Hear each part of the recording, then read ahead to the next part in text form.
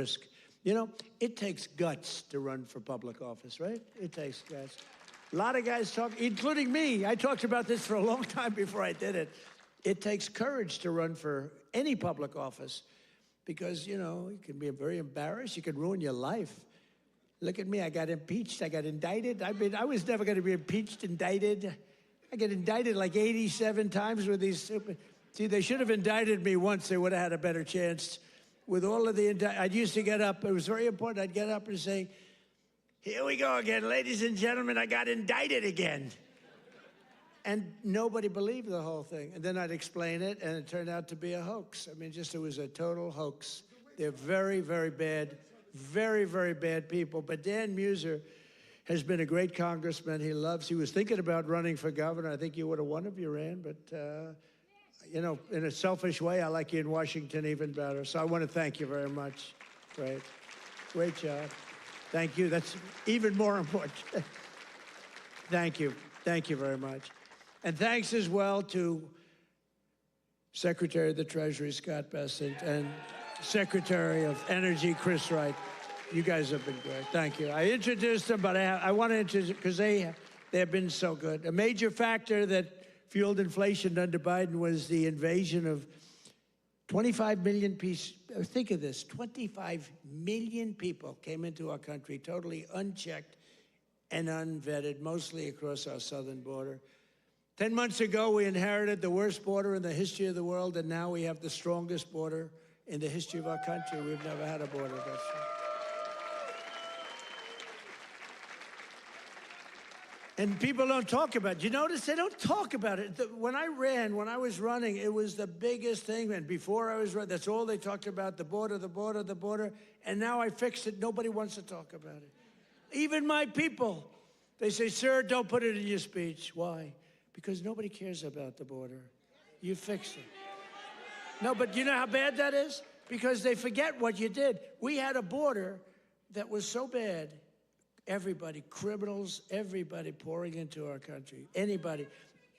You know, the Congo, I just settled that war. The Congo, their entire prison population was set into our country. Venezuela, their entire prison population was dumped into our country. And now we have the tightest border we've ever had. We have one of the strongest borders anywhere in the world. I would say there's one country that has probably a stronger border. You know what that is? You know what that is? North Korea. North Korea, I think, has a stronger border. But other than North Korea has 7 walls of wire, and each of them has 1 million volts of electricity going through it. So if you get over one, you're dead for the next one. If you get over one, you're in very bad shape. If you get over 2, you've set a record.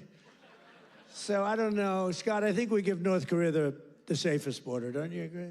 You know, but ours is pretty safe. And I want to thank Pete Hegseth and the military for helping us.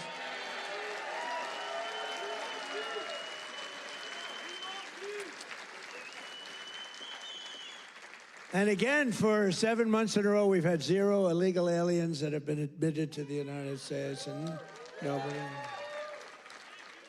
Do you remember when Biden said, I need legislation to do that?